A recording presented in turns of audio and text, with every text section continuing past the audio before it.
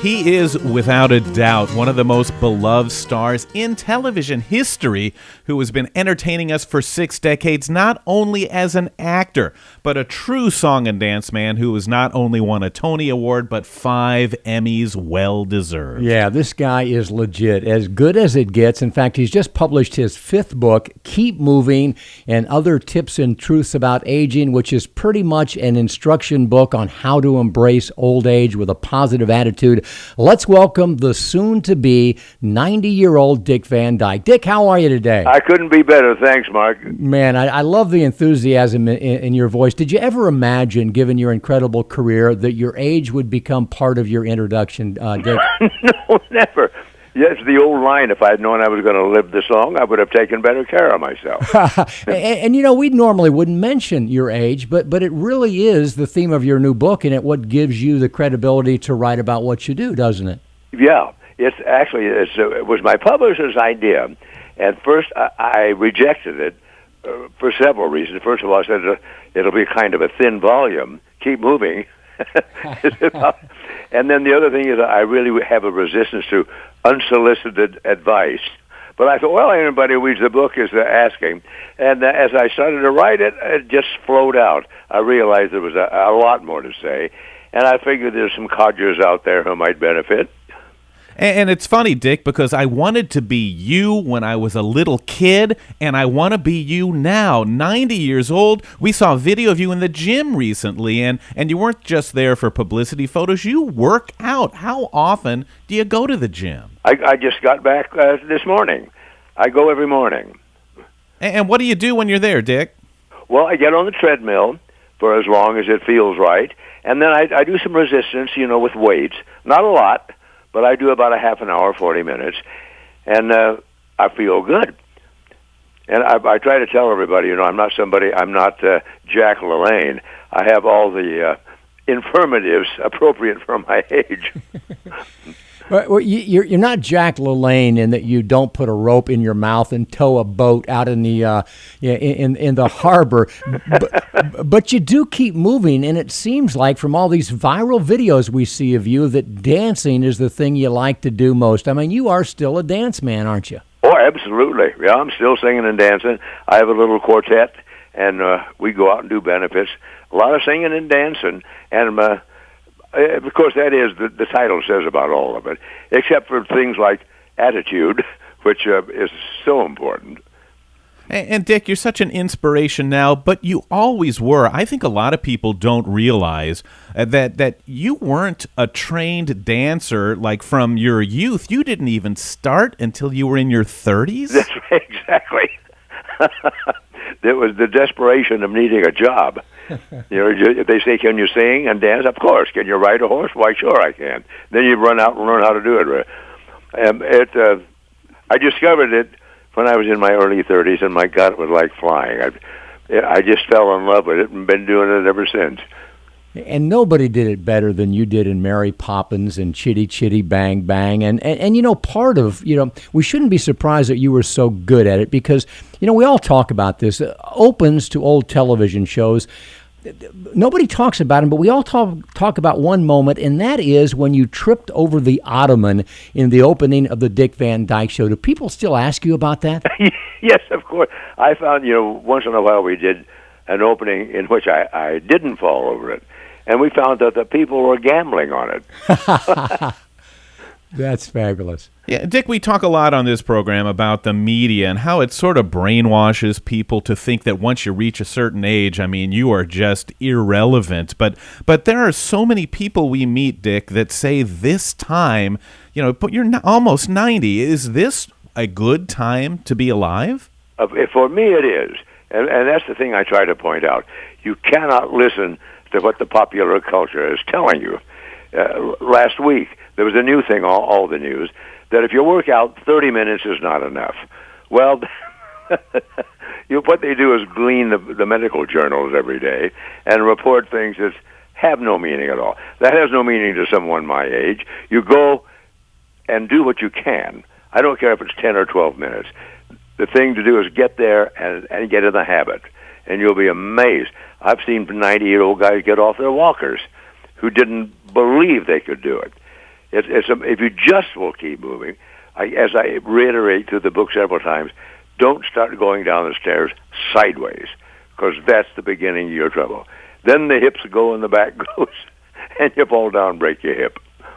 Folks, we're talking to the great Dick Van Dyke, as iconic an entertainer as there has been in American entertainment history.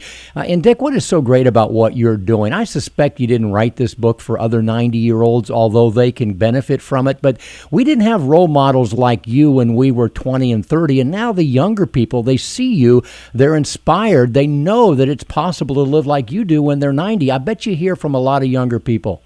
I do. I hear from a lot of younger people, and I'm trying to dispel the notion. So many young people today say they would rather die than get old. As a matter of fact, The Who did a record, "I hope I die before I get old." They fear old age more than death, and it's just so sad. It can be a great time of life. I mentioned too attitude. I have some contemporaries who are younger than I who have not changed their attitude, their minds, or the philosophy about anything in their lives. New information has no effect on them at all. And I think being open-minded and realizing that security doesn't really exist frees you up. And how interesting you bring that up, because we had Carl Reiner on the show a couple of times, and of course everyone knows the connection between the two of you. Oh, yes. Carl is a brilliant guy, and he's so funny, but he is obsessively afraid of death, and that's something that you talk about in your book. Yes, he is. For some reason, that doesn't bother me. I mean, when you're dead, you're dead. You don't notice it. I think probably his fear of dying, perhaps in pain or something. But yes, he does have what is to me an unreasonable fear of death. Of course, I don't want to go either. I'm having too much fun.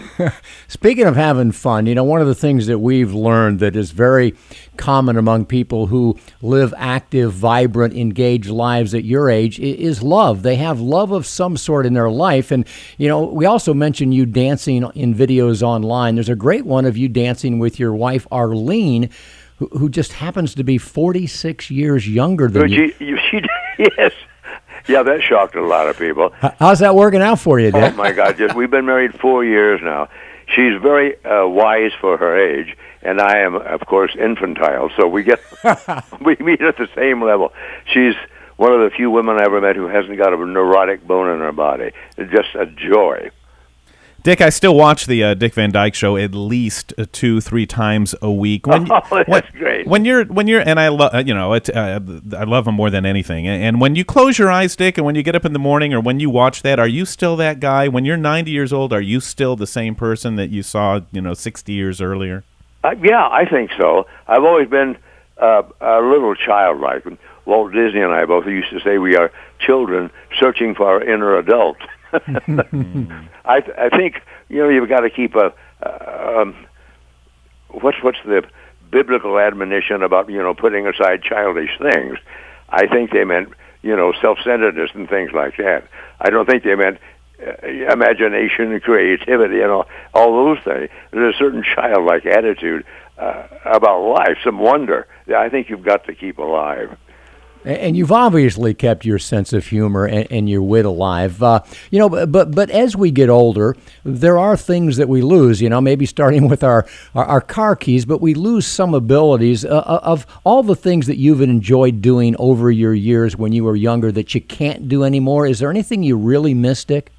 I love to play tennis, and I found even doubles has gotten to be a bit of a problem. But you have to replace those things. I do it with singing, or with my quartet and dancing.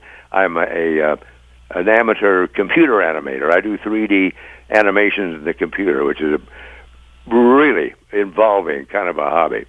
Anything that makes you forget the passage of time is worth doing. So you've got to get rid of those things and not worry about it. The whole culture about being young and pretty and rich and a rock star, we've got to change that. All right, Dick, you're doing a great job. You're driving the car right up to the garage, and before we let you park it, we want to ask you, what would the main takeaway from your book, and maybe your life in general, in other words, what would you say is the moral of the Dick Van Dyke story? What can we learn from you? Well, that's hard to say, and of course, the bottom line is moving. People just throw in the towel and stop doing anything, and that's when they start to seize up. I've had arthritis since I was 40 years old, but it doesn't bother me because I stretch and I move every day. It's the main thing is to get people up off their feet, get them interested in something, be aware of the mind-body connection. A little blood through your brain and oxygen will change the way you think. And without exercise, you can't do it.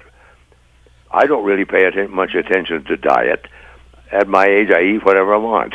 Wow. Of course, I don't have a weight problem. We're going to have to leave it there. He is the great Dick Van Dyke, who obviously is not throwing in the towel. He is having a great life in his 90s now. His book is called Keep Moving and Other Tips and Truths About Aging. Dick, thanks so much for your time, and good luck with the book.